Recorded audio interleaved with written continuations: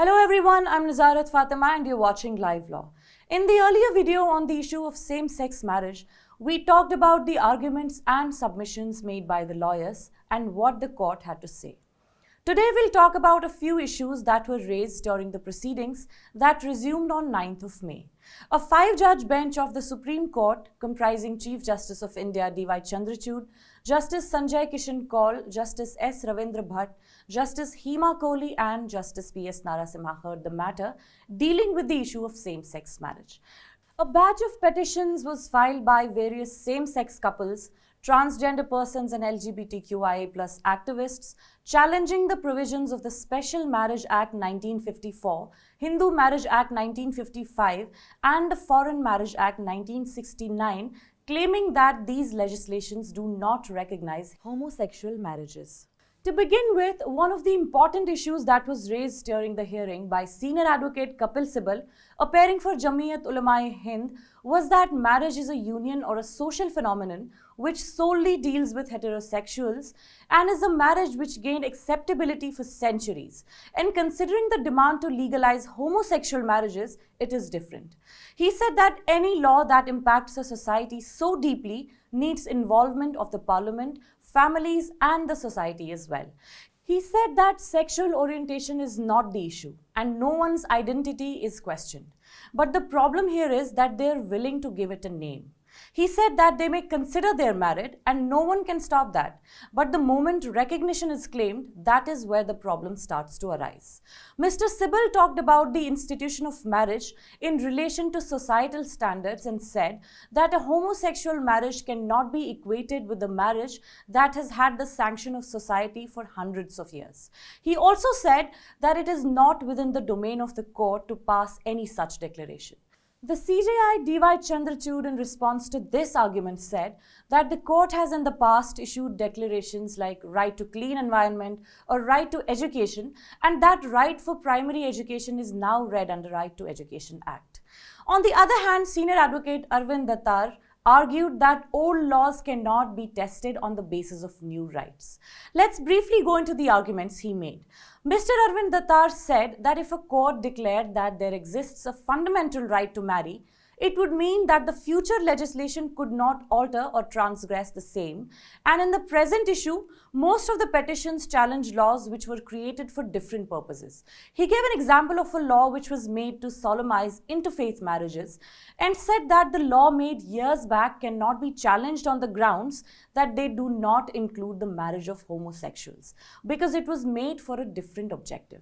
He also said that this is a polycentric dispute and a number of provisions are involved, and its side effects or impact on other statutes cannot be predicted. In addition to this, he said that deciding the rights of same-sex couples is in the territory of legislature, and if the courts answer the prayers, it would mean fitting new components into old machinery, which can be very dangerous. Coming to the arguments of Senior Advocate Rakesh Dwedi, Mr. Dwedi said that the issue of same-sex marriage is best suited for the parliament to decide upon it because even in the field of reforms like dowry prohibition, the courts have left the issue to the legislature. Moreover, he said that before going into other things, the main question is, are there any fundamental rights under the Constitution of India for the same-sex couples in relation to marriage? He said that on the other hand, in case of heterosexual couples, there are personal laws, custom and religion that confer such rights upon them. In response to this argument, Justice Ravindra Bhatt orally said that certain rights are inherent and nothing and no one grants those rights. He said, and I quote, "Nothing is granted. We are free citizens. We have taken this to ourselves. Right to speak, to associate, these are part of our inherent rights. Constitution does not grant. So even the right to marry is inherent. If we say that it is inherent, it is a part of the Constitution, you may locate it in Article 19 or 21. Then Mr. Dwedi tried to convince the court by explaining the contents of a marriage. He said that 1. Marriage requires for 2 people to cohabit. 2. Marriage demands for existence of family. 3. Marriage means to procreate and it is an important ingredient of any marriage. 4. Marriage is exclusionary to all others. And lastly, it is very important that a society accepts the marriage, and societal acceptance means how a society looks at the institution of marriage. He stated that marriage is not confined confined to one person. At this, Justice Bhatt said, and I quote, that it is up to the spouses to decide what constitutes their marriage. What is marriage to each other? The content is decided voluntarily by each party. The spouses decide whether to have children. It is entirely their choice. There may be marriages where parties may not live together. There may be no matrimonial home. Marriages may not have any element of physical or sexual relations. So what is the content central to marriage is upon the spouses. In addition to this, the CJI D.Y. Chandrachud said it cannot be denied that state has a legitimate interest in regulating marriage, but the next issue is whether heterosexuality is a core element of marriage. Another important development that took place during the hearing is that the centre decided to consider if certain rights could be conferred upon same-sex couples short of legal recognition as marriage. The bench also thought over whether a declaration of right to marry for same-sex couples could be issued without interfering with the existing laws. With this, the petitioners argued that the words husband and wife in Special Marriage Act be read in a gender-neutral manner as spouse or person, but the Union government strongly opposed it and said that the Special Marriage Act was enacted with an entirely different purpose, and the homosexual couples were not covered under the Act.